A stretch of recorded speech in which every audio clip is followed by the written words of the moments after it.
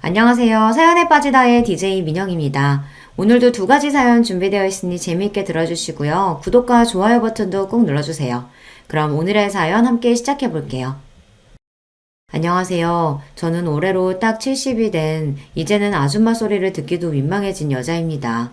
일찍부터 장사를 시작해서 이 나이 먹도록 장사 말고는 제대로 뭘 해본 적이 없는 사람이기도 하죠. 배운 것도 많지 않고 내세울 거라고는 많지 않지만 그래도 하나 있는 아들을 보며 모진 세월 굳건히 헤치며 살아왔습니다. 저와 비슷한 나이에 자식 낳고 살아오신 분들이라면 다들 그러시리라 생각합니다만 보잘것없는 인생에서 가장 귀하고 귀한 것을 꼽는다면 역시 자식일 거라고 생각합니다. 저 역시 그렇게 생각하며 평생을 살아왔습니다. 하나 있는 외아들 녀석에게 마음 상하고 상처받을 일이 생긴다 한들 그게 부모의 역할이려니 생각하며 아픈 가슴을 부여지고 미련하게 살아왔죠.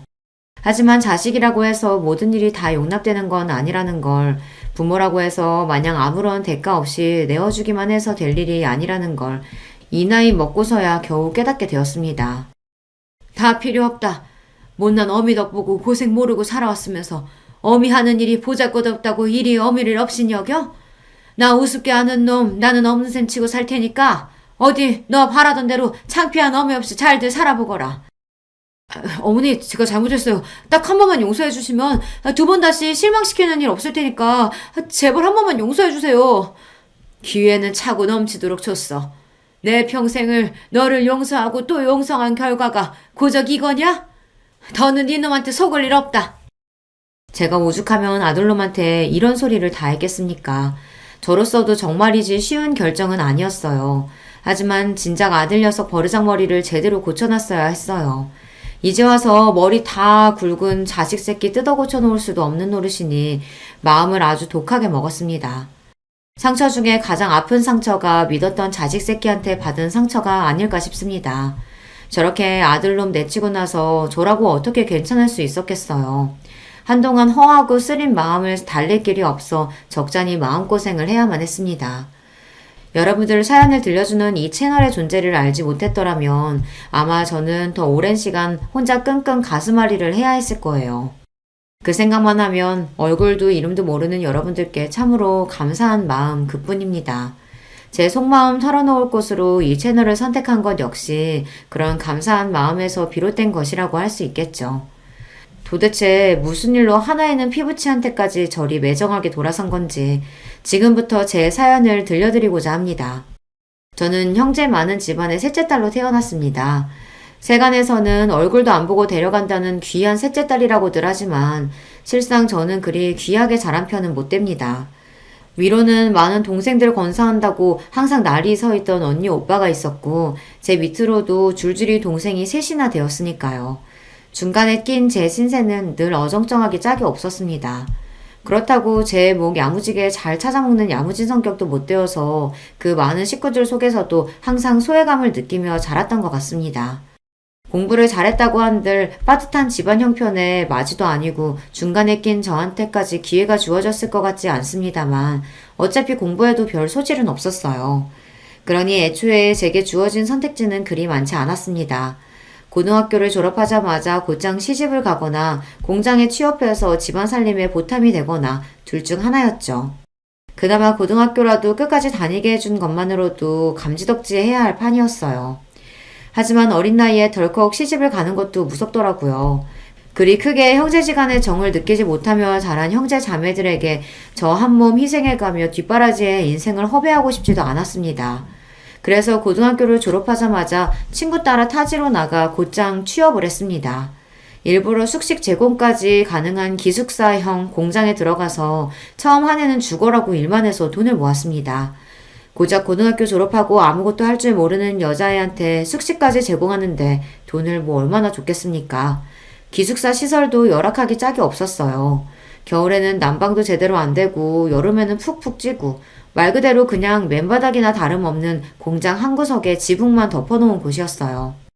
그래도 쥐꼬리만한 월급이나마 악착같이 모아 친구랑 단칸방을 하나 얻어 나와 살게 되니 조금은 숨통이 트였습니다. 둘이 발 뻗으면 남을 공간은 없는 곳이었지만 태어나서 이렇게 적은 인원이랑 방을 써보는 것도 집을 나와서가 처음이었어요. 항상 형제들 몸에 켜켜이 쌓여 발디딜 틈도 없는 곳에서 잠을 잤으니 항상 제대로 자지 못해서 한낮에도 꾸벅꾸벅 졸기 일쑤였죠. 그럴 때마다 밤에 안 자고 뭐 했냐고 구박받기가 일쑤였고요. 비록 초라한 공간이었지만 어린 날 꿈을 꾸기에는 충분한 공간이었어요. 남편을 처음 만난 것도 바로 그 즈음이었습니다. 남편도 본가에서 나와 인근 공장에서 일을 하던 사람이었어요. 친구통에 처음 만난 자리에서 수더분하고 꾸밈 없는 차림에도 눈빛이 맑았던 게 인상이 남아있습니다. 그 사람도 저처럼 형제 많은 집안에서 넷째 아들로 자라나면서 부모 관심 제대로 못 받고 가난 속에서 항상 마음이 허기져 있던 사람이었습니다. 그 사람 얘기를 들을 때마다 꼭 제 마음속을 끄집어낸 것 같아 뜨끔할 때가 많았어요. 식구는 많았지만 정작 의지할 만한 사람은 아무도 없었다는 것조차 저와 그대로 닮아있던 사람이었습니다. 머지않아 그 사람과의 사이는 아주 가까워지게 되었죠.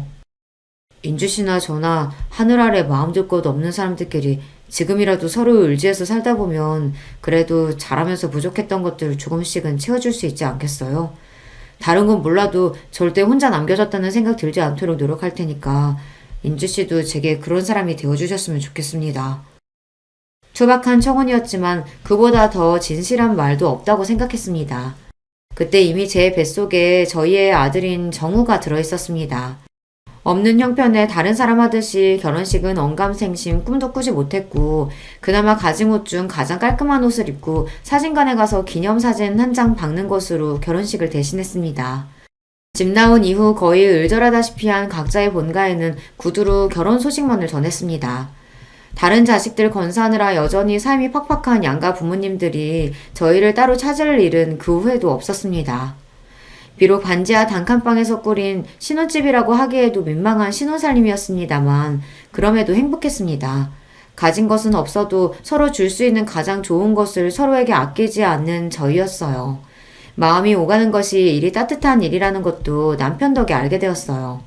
나날이 부풀어 오르는 제 배 때문에 더는 공장 일을 나갈 수 없어 없는 살림이 더욱 빠듯해졌지만 부족하면 아끼고 모자라면 욕심 줄여가며 소박하게 지냈습니다.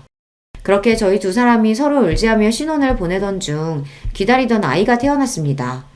바르게 커달라는 부모의 바람을 담아 정우라는 이름을 붙여주었어요. 아이가 뱃속에 있을 때도 그랬지만 아이가 태어나고 나니 느껴지는 책임감의 무게가 남달랐습니다. 저희 부부 모두 많은 형제들 사이에서 무관심 속에 방치되는 상처를 경험해 보았기 때문에 처음부터 자식을 많이 낳고 싶은 생각은 없었습니다. 저희가 저희 능력에서 감당할 수 있을 만큼만 낳아서 줄 수 있는 사랑을 다 쏟고 싶었어요. 아직 가난하기 이를 데 없는 저희였기에 형편이 덮이지 않는 이상 정우는 저희의 유일한 자식이 될 터였습니다. 그만큼 더욱 소중한 아이였어요. 아직 저는 몸푼 지 얼마 되지 않아 일을 나가기는 무리였으니 남편이 제 몫만큼 더 힘을 낼 수밖에 없었어요. 제가 정우 낳고 느꼈던 책임감의 무게 이상으로 막중한 임무를 짊어진 남편이었습니다. 나는 절대로 우리 정우한테 내가 느꼈던 비참한 감정 느끼면서 자라게 만들지 않을 거야. 내 아버지가 그랬던 것처럼 낳아놨으니 할 일 다 했다는 듯이 자식 내팽개치지 않고 내 자식 늘 좋은 것 해주지는 못하더라도 하고 싶은 거 하고 사는데 망설이지 않도록 노력할 거야. 그걸 위해서라면 내 한 몸 부서지는 것도 아깝지 않아. 남편은 자신의 말을 증명이라도 하듯 예전보다도 일을 늘려 몸이 부서져라 열심히 노력했습니다.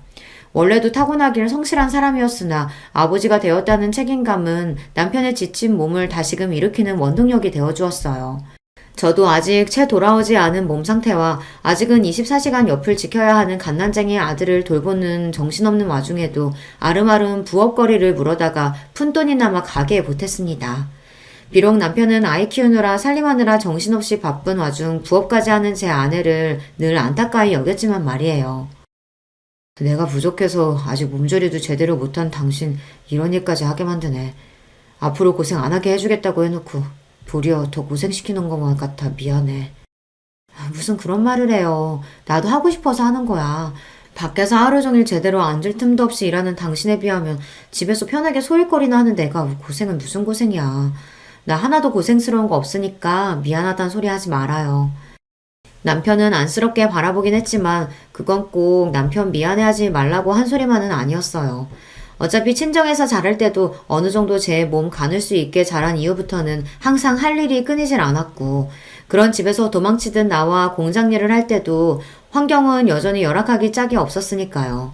부끄러운 마음에 제대로 표현해 본 적은 없지만 결혼해 남편과 아이와 함께 살고 있는 그 단칸방 신혼집이 제 생애 가장 안락한 공간이었습니다. 물론 아이 자라고 나서까지 지낼 수 있는 곳은 아니라고 생각하긴 했습니다만 제 주제에는 충분히 차고 넘치는 곳이라고 생각했어요. 아이 태어나고 남편이 밤낮 없이 추가 근무와 주말 근무를 가리지 않고 닥치는 대로 일한 덕분에 아이가 걸음마를 시작할 무렵에는 저희 부부도 드디어 반지하 생활을 벗어나 지상급으로 보금자리를 옮길 수 있게 되었습니다. 여전히 좁고 허름한 공간이긴 했지만 벼들어오는 곳에 기대어 꾸벅꾸벅 조는 아이를 바라보는 마음은 행복한 감정으로 충만했습니다. 노력한 대로 결과가 돌아오는 보상받는 느낌이라는 게 얼마나 큰 성취감을 가져다 주는지도 새로이 배우게 되었죠. 저희 부부 둘이 열심히 노력하면 이렇게 조금이나마 살림도 나아지고 우리 부부 잘할 때와는 비교도 할 수 없을 정도로 정우에게는 더 나은 환경을 만들어줄 수 있을 거라고 생각하면 힘이 들어도 힘든 줄도 몰랐습니다. 집안에 하나둘씩 제대로 된 살림살이가 늘어가고 저렴한 것이긴 하지만 아이 물건도 점점 늘어나는 것이 기쁨이 되어주었죠. 아직 어려서 글자도 모르는 아이가 가장 좋아하는 장난감은 다름 아닌 그림책이었습니다. 말이 트이기 시작해서 뜻모를 말을 쫑알쫑알 끊임없이 떠들어대며 그림책을 열심히 감상하는 아이를 보는 저희 부부 눈이 즐거움으로 가득했어요. 엄마 아빠를 붙들고 고사리 같은 손가락으로 그림을 짚어가며 제 나름대로 침을 튀기며 열심히 설명하는 게 어찌나 우습고 귀여운지 살면서 지고 왔던 온갖 시름이 한순간에 다 날아가는 기분이었습니다. 공장 직원들 그 누구보다 열심히 일하며 곤란한 일도 마다하지 않던 남편의 노고를 인정받아서였는지 남편은 승진도 하게 되었습니다. 공장 생산직으로서는 이 젊은 나이에 승진이라니 흔치 않은 일이었습니다. 그간의 남편의 노력이 빛을 발한다는 생각이 들자 기쁨에 눈물이 났어요. 여보, 당신 정말 고생 많았어요. 우리 정우 낳고 얼마나 당신이 고생했는지 알아. 당신 같은 아빠가 또 어디 있겠어. 가끔은 내 자식인데도 당신 같은 아버지의 자식이라는 생각에 정우가 부러울 때가 있어. 당신 지금도 충분히 잘하고 있으니까 이제 마음의 짐 좀 내려놓고 우리 조금 편하게 지내요. 고생은 당신이 다 했지. 당신 같은 좋은 엄마한테 이런 칭찬도 다 듣고. 그래도 내가 지금까지 헛산 건 아닌가 보다. 승진하고 조금이나마 월급도 올랐고 당신 말대로 이제는 숨통도 좀 튀어가면서 우리 정우 크는 것도 보고 주말에는 정우 데리고 나들이도 나가면서 우리도 다른 사람들 사는 것처럼 한번 살아보자. 고생 많았어요, 여보. 제 생에 그때가 가장 아름다운 시절이 아니었을까 싶어요. 그 이후로 제 인생에 여러 번 기쁜 순간들이 찾아오기는 했지만 그 조금은 부족했던 시절만큼 제 마음이 충만했던 시절은 없었던 것 같아요. 제 인생의 전성기를 꼽자면 남편과 함께했던 그 젊은 날을 주저없이 꼽을 수 있어요. 이대로만 계속 이어진다면 더 바랄 게 없을 것 같았습니다. 비록 부모로서의 욕심에 우리 아들 튼튼하게 이왕이면 똑똑하게 자라줬으면 하는 바람은 있었으나 지금 이대로도 충분히 행복했습니다. 남편도 승진 이후로는 무리하게 특근이나 추가 근무까지 하지 않고 지냈기에 몸 상태도 예전보다 많이 좋아졌습니다. 제가 정말이지 신신당부를 했거든요. 이제 당신 승진도 했고 예전만큼 애쓰지 않아도 되잖아요.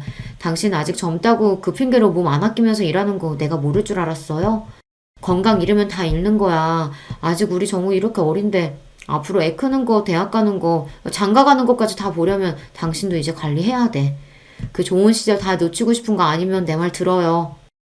아, 알았어. 알았대도. 제 성화의 남편도 이제 슬슬 몸을 사리기 시작한 참이었습니다. 젊을 때야 젊은 패기로 어떻게 지나간다고 해도 그게 결국에는 몸에 다 남을 터였어요.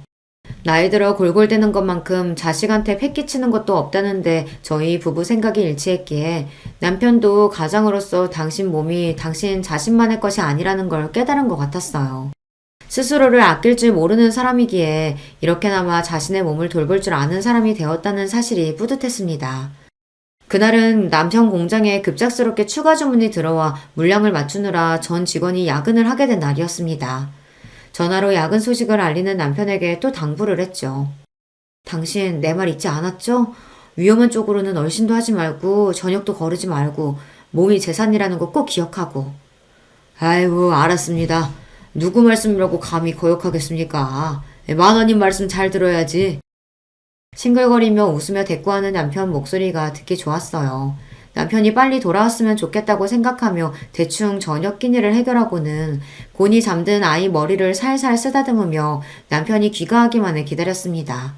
늦어도 자정쯤이면 돌아온다는 말에 잠들지 말고 기다리자 했는데 저도 하루 종일 살림에 육아에 또 남편 몰래 슬그머니 시작한 부업 마감 지킨다고 그날 제법 무리를 했던지라 저도 모르게 깜빡 잠이 들었습니다.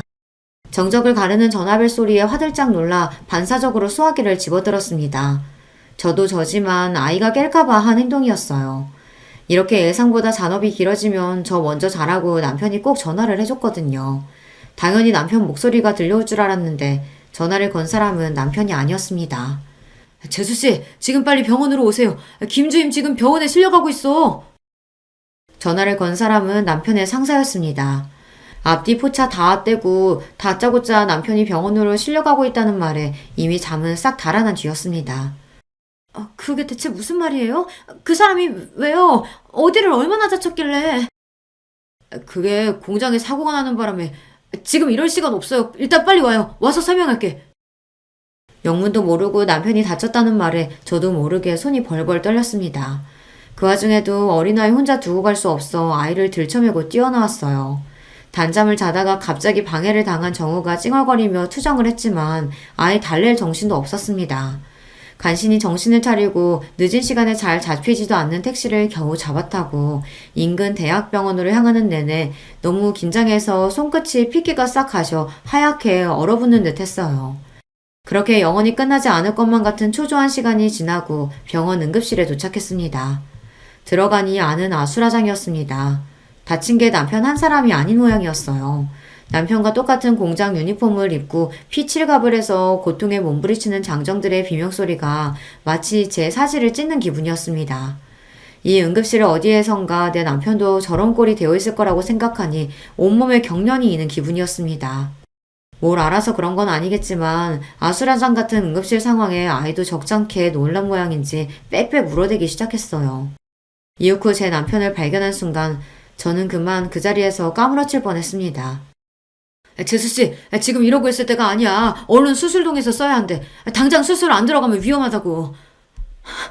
내 남편이 왜 저래요? 왜 저렇게 됐어요? 온몸에 피칠갑이 된 남편은 이미 오른손 한쪽이 없었습니다. 공장 기계 오류로 직원 몸이 끼이는 걸 보고 놀라 달려간 남편이 급히 직원 몸을 빼내어 겨우 목숨은 건졌으나 그러면서 그대로 오른손이 기계에 끼어버렸다는 남편 상사의 설명을 듣는 내내 정신이 나갈 것처럼 뒤통수가 극도의 스트레스로 뜨거워졌습니다. 이미 흘린 피의 양이 상당했어요. 벌벌 떨리는 손으로 수술 동의서를 쓰는 와중에 출혈이 너무 많아 결과를 장담할 수 없다는 의료진의 설명을 들었습니다. 선생님, 제발 살려주세요. 우리 남편 좀 제발 살려주세요. 급히 수술실로 향하는 남편의 남은 왼손을 벌벌 떨며 간신히 부여잡았습니다. 이미 모든 생명의 신호가 빠져나간 듯 얼음장이 된 손에 소스라치게 놀라면서도 단 1초라도 그 손을 더 잡으려고 안간힘을 썼습니다. 그 손을 놓치면 당장이라도 남편이 제가 따라갈 수 없는 먼 곳으로 저랑 정우만 두고 떠나버릴 것 같았어요. 그러는 와중에도 의식이 완전히 나가진 않았는지 제대로 된 말 한마디 못하면서도 고통에 신음을 흘리는 남편을 보는 제 가슴이 와르르 무너져 내렸습니다. 그 위태로운 와중에도 남편의 눈동자가 저를 찾는 것 같았어요. 여보, 걱정하지 마. 수술하면 괜찮아질 거야. 다 괜찮아질 거야. 스스로도 확신할 수 없는 약속을 남발하면서 그렇게 남편을 수술실로 들여보냈습니다. 그리고는 지난한 기다림이 시작되었어요. 남편이 나오길 기다리는 와중에도 사건 경위니 뭐니 하면서 공장 직원들과 경찰로 보이는 남자들이 끊임없이 드나들었으나 사실 뭐라고 말했는지도 제대로 못 알아들었어요. 제 정신은 온통 수술방 너머 남편에게만 쏠려 있었습니다. 그러는 동안 정우가 자지러지도록 우는 것조차 알아채지 못해 결국 공장 직원 하나가 포대기에서 아이를 빼내 달래고 있었어요. 그 끔찍한 밤을 그대로 꼴딱 세우고 동이 틀 무렵에야 수술실 문이 열렸습니다. 죄송합니다. 김태훈 씨 수술 중 과다출혈로 사망하셨습니다. 안 돼. 안 돼! 제 입에서 나온다고는 스스로도 믿을 수 없는 짐승 같은 울부짖음이 튀어나왔어요. 이 현실이 도저히 믿기지가 않았어요. 남편 출근길을 배웅하던 게 채 하루도 지나지 않았는데 그 사람이 이제 산 사람이 아니라뇨. 이걸 어떻게 받아들일 수가 있겠습니까? 제가 믿든 믿지 않든 잔인한 시간은 여전히 공평하게 흘러 여러 일들이 순식간에 휘몰아치기 시작했습니다. 사고의 책임이 사측에 있었기에 제가 정신을 놓고 있는 와중에도 남편의 빈소가 차려지고 사고 보상을 비롯한 복잡한 말들이 끊임없이 오갔습니다. 재수씨, 힘드시겠지만 정신 바짝 차리셔야 돼요. 정우 봐서라도 정신 놓으시면 안 돼요. 남편 잃고 어린 것과 남겨진 저를 안타까이 여겨 애타게 말하는 충고조차 받아들이기 어려웠어요. 그러는 내내 정우는 남편 동료 아내 품에 안겨 있었어요. 제가 미친 듯 울부짖다 까무러치기를 여러 번 반복하는 동안 그런 엄마를 보고 공포에 질린 아이가 더는 제 곁으로 다가오지 않았습니다. 그렇게 정신을 차리지 못하는 와중에 남편의 장례가 끝났습니다. 차가운 땅 속에 남편을 묻고 이윽 후 집으로 돌아왔습니다. 며칠 집을 비우지도 않았는데 방바닥이 싸늘하게 식은 것처럼 꼭 무덤처럼 느껴졌습니다. 며칠 전만 하더라도 더없이 따뜻했던 우리의 공간이 낯설게 느껴지자 비로소 홀로 남은 것이 실감이 났습니다. 그렇게 비통함 속에서 남편을 떠나보내야만 했어요. 정신을 놓고 울다가 그런 와중에도 아이 밥은 먹여야 해 억지로 몸을 일으켜 아이 밥만 주고 저는 식음을 전폐하기를 며칠이 지나고 나니 더는 제 몸도 견뎌내지를 못하더라고요. 결국 정신을 놓은 제 발치에서 아이가 세상이 떠나가라 울기 시작했습니다. 그제야 간신히 정신을 차렸습니다. 아이 아빠 잃은 지 얼마나 지났다고 저까지 잃게 만들 수는 없었어요. 정우야 미안해. 엄마가 잘못했어. 엄마가 잘못했어, 정우야. 그렇게 아이를 끌어안고 애가 끊어질 듯 펑펑 울면서 우리 정우 보란듯이 번듯하게 키워 장성하기 전까지 다시는 아이 앞에서 울지 않으리라 다짐했습니다. 양가 인연 끊긴 지 오래인 마당에 아이가 의지할 곳이라고는 이제 오로지 저 하나뿐이었어요. 무슨 짓이든 해서 이 아이 제대로 키워내는 것만이 제 삶의 원동력이었습니다. 사고로 간 남편 앞으로 남겨진 약간의 보상금 외에 제게 남은 것이 별로 없었습니다. 지금 살고 있는 집도 자가가 아니었고 알뜰하게 모은 남편 월급이 떨어지면 당장 먹고 살 길이 막막할 판이었어요. 그렇다고 저 어린 거 집에 놓고 마냥 일자로 구하러 다닐 수도 없었습니다. 아이 낳으면서 공장도 그만둔 지 오래니 다시 돌아갈 직장이 있는 것도 아니었습니다. 그날부터 주먹밥을 빚어다 아이를 들쳐업고는 새벽에 무작정 인근 터미널로 향했습니다. 허가받고 장사하는 것도 아니니 터미널 관계자한테 쫓겨나기도 부지기수였습니다. 하지만 오늘 하루 벌지 않으면 앞으로의 생활을 장담할 수 없었어요. 쫓겨나도 다시 몰래 들어가고 또 다시 몰래 들어가고 악착같이 주먹밥을 다 팔 때까지 자리를 떠나지 않았어요. 그렇게 얼마간 주먹밥 장사를 하다 보니 버스 기사분들 중에서도 슬슬 단골 손님이 생겨나기 시작했습니다. 젊은 세대기 손맛이 참 야무지네. 여기 이렇게 아름아름 장사하는 분들 여러 계신데 세댁 주먹밥이 제일 맛있어. 제 딱한 사정을 알고 안타까워하시는 분들도 계셨어요. 온 손이나마 녹이라고 따뜻한 음료를 건네주시기도 하셨습니다. 이른 시간에 아이까지 들쳐업고 고생스러워서 어째요. 이거라도 좀 마셔요, 애기 엄마. 여느 때처럼 정우를 얻고 장사를 하고 있는데 어떤 아주머니 한 분이 제 곁으로 오셔서는 말을 거셨어요. 젊은 아기 엄마가 솜씨가 제법이네. 내가 이 인근에서 김밥집을 하는데 사람이 말도 없이 갑자기 출근을 안 해서 요새 여간 고역이 아니야. 그래도 여기서 장사하는 것보다야 수입이야 환경이나 훨씬 나을 텐데 어때?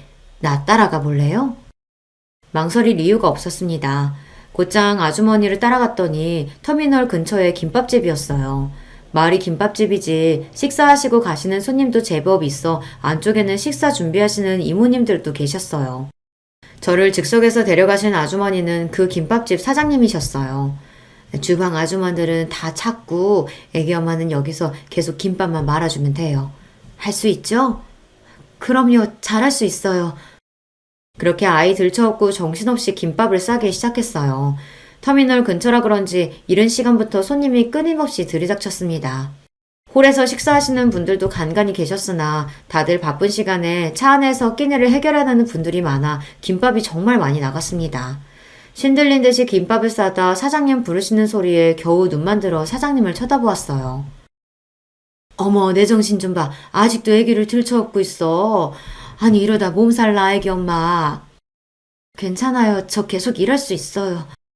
아니, 내가 뭐라고 하려는 게 아니라 저쪽에 애들끼리 놀고 있으니까 좀 맡겨두라고, 응? 혹시나 아이 딸렸다고 겨우 얻은 일감 뺏길까봐 방어적으로 구는 제가 안쓰러우셨는지 안쪽 구석방으로 아이를 데려가시는 사장님이셨어요. 이 시간에 일어나 나오는 여자들 사정이 다 거기서 거기였는지 방 안에는 저희 정우보다는 조금 자란 아이들 여럿이 이미 모여 저들끼리 놀고 있었습니다. 이 일자리 꼭 얻어내야 한다는 생각에 힘든 줄도 몰랐던 몸에 그제야 긴장이 풀렸는지 피로가 확 몰려왔습니다. 그렇게 그날 하루에만 김밥을 300줄은 좋게 싼 것 같아요. 보다시피 우리 집은 김밥 손님이 대부분이야. 그래서 애기 엄마처럼 손 빠르고 야무진 사람이 제일 필요해. 오늘 일하는 거 보니까 걱정할 필요 없겠네. 내일부터 여기로 출근해요. 아이 맡길 곳 없으면 마땅한 곳 찾을 때까지 당분간 아이 데리고 와도 괜찮아. 감사합니다. 정말 감사합니다, 사장님. 그렇게 생각지도 못했던 김밥 장사를 시작하게 되었어요. 제가 그래도 요리는 좀 하는 편이거든요. 김밥이나 주먹밥 정도는 별로 어려울 것도 없었습니다. 쉬는 날에 근처 유치원에 거의 사정사정해서 아이 맡길 곳도 간신히 찾았습니다. 지금이랑은 다르게 결혼하고 일하는 여자들이 드무니 어린이집 같은 건 있지도 않을 때였어요. 우리 정우는 유치원에 들어가기 아직 1살 어린 날이었으나 제 사정이 워낙 딱하니 그냥 지나치기가 힘드셨던 모양이에요. 돌이켜 생각해보면 그렇게 주위 사람들의 도움을 받아 간신히 그 힘든 시절을 지나올 수 있었어요. 모두 참으로 감사한 인연들입니다. 그렇게 스쳐 지나가는 인연일 줄 알았던 김밥집 사장님과는 평생의 인연으로 이어졌습니다. 사장님도 일찍 남편분과 사별하시고 막막하던 차에 김밥 장사로 집안을 일으키셨거든요. 저 또한 그때 이후로 지금까지 김밥으로 먹고 살고 있으니 질긴 인연의 시작인 셈이었죠. 제가 많은 김밥은 우리 정우의 급식비가 되고 학원비가 되고 대학 등록금이 되어 아들이 자립하는 밑거름이 되어 주었습니다. 남들 보기에는 변변치 않은 일일지 모르겠으나 제게는 하나뿐인 아들 녀석 키워준 거나 다름없는 게 바로 김밥이에요. 비록 아이는 자라면서 김밥이라면 아주 지긋지긋하다는 눈을 하고는 했지만 어쩌겠습니까? 아무리 싫어도 제 자식으로 사는 이상 김밥 팔면 번 돈으로 큰 건 부정할 수 없는 사실이니까요. 아이는 공부를 아주 잘했어요. 저처럼 남편 역시 집안 지원이라고는 일체 받을 수 없어 공부를 오래 하지 못했으나 그 사람이 머리는 좋은 편이었거든요. 다행히 내가 아니라 아빠 머리를 물려받은 모양인지 싶어 안도감과 동시에 가슴 한구석이 아릿해졌습니다. 아이에게서 남편의 흔적을 발견할 때마다 그랬어요. 다른 점이 있다면 아무리 몸이 힘들어도 제 앞에서 험한 말 한 번 한 적 없이 늘 다정한 말을 전했던 것과는 달리 아들 녀석은 성격이 제법 날카로운 편이었습니다. 특히나 자존심이 아주 세서 또래 친구들 보기에 창피할 만한 일에는 아주 질색을 했습니다. 김밥 하는 엄마의 존재야말로 그 녀석 기준으로는 절대 친구들에게 보이기 싫은 창피한 것이었던 모양이에요. 쉬는 날 친구들 한번 데려오라는 말에도 절대 응한 적이 없는 아들이었으니까요. 아, 왜 자꾸 친구들 데려오라 그래? 밖에서 놀면 되는데. 그게 아니라 네 친구들 제대로 본 적이 없으니까 궁금하기도 하고 맛있는 것도 해주고 싶어서 그러지. 맨날 김밥집에서 그러고 있으니까 내가 누구랑 어울리는 줄도 모르지? 너무 그러지 마, 아들. 그래도 엄마가 김밥만은 재주나마 있어서 우리 아들 갖고 싶은 거 하고 싶은 거 시켜줄 수 있는 거야. 아, 됐어. 사춘기가 심해질수록 김밥이라면 치를 떠는 아들이었습니다. 어릴 때는 그래도 엄마가 싼 김밥 입에 넣어주면 곧잘 받아먹던 녀석이 언제부턴가는 김밥에는 입도 대질 않더라고요. 다른 사람이 김밥집에서 일하는 저를 무시하는 데에는 조금의 부끄러움도 없이 당당하던 제가 아들 녀석 태도에만큼은 그럴 수가 없더라고요. 제가 가장 소중한 이가 저를 부끄럽게 여긴다는 게 저로서도 너무 창피한 일이었으니까요. 상처받지 않았다고 하면 거짓말일 겁니다. 김밥 싸는 게 뭐가 부끄러운 일이라고 저렇게까지 기겁을 하나 싶으면서도 남편 없이 아들을 키우는 홀어머니로서의 자격지심인 건지 해준 것보다 못해준 것들이 더 가슴에 남아 아들에게 쓴소리 한번 하기가 쉽지가 않더라고요. 그때 마음을 굳게 먹고 아들놈 버릇을 잡았더라면 결과가 좀 달라졌을까요? 비록 내 새끼는 어미 하는 일을 부끄럽게 여기지만 정작 같이 일하는 사람들한테는 제법 인정을 받았습니다. 내가 살면서 먹은 김밥 연결하면 한반도 한 바퀴는 우습게 둘러쌀 텐데 그런데도 자기보다 김밥 맛있게 싸는 사람은 본 적이 없어. 사장님도 참 사람 민망하게 또 그러신다. 어머, 얘는 내가 없는 소리 하는 줄 아나 봐. 진짜라니까? 제 가게 독립을 도와주신 것 역시 사장님이셨어요. 저야 뭐 김밥이나 말 줄 알았지 상권이니 가게 등록이니 하는 건 문외한이나 다름없었습니다. 사장님 안 계셨으면 내 가게 장만은 언감생심 꿈도 못 꿀 일이었어요. 첫 만남부터 지금까지 그분께는 그저 감사하고 또 감사할 따름입니다. 가게 규모는 작았으나 사장님이 특별히 찍어주신 목 좋은 곳에 자리를 잡아 그런지 제 김밥집은 금세 손님들 입소문을 탔습니다. 독립하면서 그동안 구상했던 새로운 김밥 메뉴들도 함께 팔기 시작했거든요. 지금이야 이것저것 재료가 풍부하게 들어간 프리미엄 김밥들이 일반화되었지만 저 가게 시작할 때만 하더라도 김밥은 흔히들 생각하는 기본 김밥이 전부였어요. 거기에 묵은지를 넣은 김밥이나 쌈밥 비슷한 김밥 메뉴를 내서 팔기 시작하니까 인근 여학교 학생들 반응이 아주 좋더라고요. 태어나서 먹어본 김밥 중에 이모김밥이 제일 맛있어요. 어떻게 이런 김밥을 싸실 생각을 다 하셨어요? 신기해요, 진짜. 그래? 맛있어? 우리 딸내미들 많이 먹어. 정작 제 아들한테서도 인정받지 못하는 제 김밥을 추켜 세워주는 학생들 덕에 힘이 나서 더 신나게 장사를 할 수 있었답니다. 그 친구들이야말로 제 김밥집 2호점, 3호점을 탄생시킨 1등 공신들이에요. 지금도 그 시절을 떠올리면 신명나게 김밥을 말던 제가 떠올라 웃음이 나오곤 해요. 김밥 싫어하는 것과는 별개로 공부 욕심도 많고 그만큼 공부를 잘하기도 했던 아들은 제 할 일은 알아서 잘 찾아서 했어요. 일찍부터 법조인으로서의 꿈을 키우던 아들은 재수 끝에 인근 국립대 법대에 합격했고 곧장 변호사 시험을 준비했습니다. 아들, 판사나 검사는 생각 없고 변호사만 하고 싶어? 변호사 돼야 돈을 잘 벌지. 제가 보기에도 아들은 법조인으로서의 사명감보다는 돈 많이 버는 직업 중 가장 번듯해 보이는 직업을 택한 것 같았어요. 그렇다고 의사가 되기에는 심약한 구석이 있는 아이였어요. 징그럽다고 내장 음식도 안 먹는 녀석이었습니다. 엄마 고생하는 것에 비해서는 제법 곱게 자란 편이었죠. 지금 생각해보면 녀석이 그리 곱게 자랄 수 있었던 것도 다 내 덕인데 항상 아들 앞에서는 왜 그렇게까지 주눅이 들어 살았나 몰라요. 제 아버지 그리 일찍 보낸 게 제 잘못도 아닌데 말입니다. 사법고시 준비하면서 안 그래도 예민했던 아들 녀석 신경이 더욱 날카로워졌습니다. 벌써 동기 중에 합격자가 나왔다는 소리를 들으니 어지간히 애가 탔던 모양이에요. 아들, 너무 스트레스 받지 마. 아직 엄마 돈 벌고 있고 네 뒷바라지 하는데 무리 없으니까. 응? 떨어지라고 무슨 고사지네? 하루라도 빨리 아들 합격하길 바라야지. 그게 무슨 소리야. 시험에 대한 부담감을 내려놓으라고 한 말에 발끈하는 아들한테 서운한 마음이었으나 저도 오죽하면 그럴까 싶어 서운함을 애써 꾹꾹 눌렀습니다. 그렇게 쌓인 감정이 저도 모르게 저를 좀먹는 줄도 모르고 그때는 그저 자식을 위해 인내하는 게 능사라고 여겼습니다. 자식이 엇나갈 때 바로 잡아주는 것 역시 부모의 역할이라는 걸 너무 늦게 깨달았어요. 그래서 아들이 드디어 바라고 바라던 변호사가 되었던 날은 기쁨도 기쁨이었지만 안도감을 더 크게 느꼈던 것 같습니다. 이제 저도 숨통 좀 트였으니 녀석 눈치 볼 일이 좀 줄어들지 않을까 싶었던 것 같아요. 참 아들 눈치를 어지간히도 봤네요. 변호사가 되자마자 아들은 아주 바쁘게 지냈습니다. 어디 취직을 한 게 아니라 하도 성화를 부려서 변호사 사무실 개업을 해줘서 아직 그리 바쁠 때는 아니라고 생각했는데 알고 보니 주말마다 선을 보느라 바쁜 아들이었어요. 변호사 된 지 채 1년도 되지 않아 며느리 될 아이라고 데려온 아이는 피아노과를 졸업한 유복한 집안 따님이었습니다. 사업하는 집안 외동딸이라고 하더라고요. 말이 결혼이지 아들 본인이 대릴 사이를 자처한 거나 다름없는 결혼이었어요. 평생 아들이 원하는 게 남복이 번듯해 보이는 겉모습이었으니 변호사 되자마자 자기 눈에 차는 조건 가진 이와의 결혼으로 그걸 이룬 거였죠. 저희 어머니께서는 요식업에 종사하고 계세요. 지금은 업장도 여러 개 가지고 계시고 덕분에 저도 고생 모르고 공부할 수 있었죠.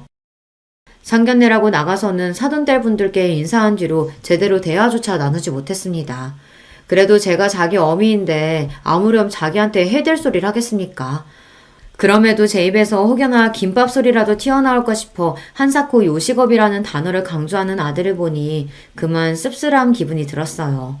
제 어미가 그 고생을 해가며 자식 새끼 변호사까지 만들어줬더니 돌아오는 대접이 겨우 이건가 싶어 서러웠어요. 하지만 그런 마음을 드러낼 자리가 아니었습니다.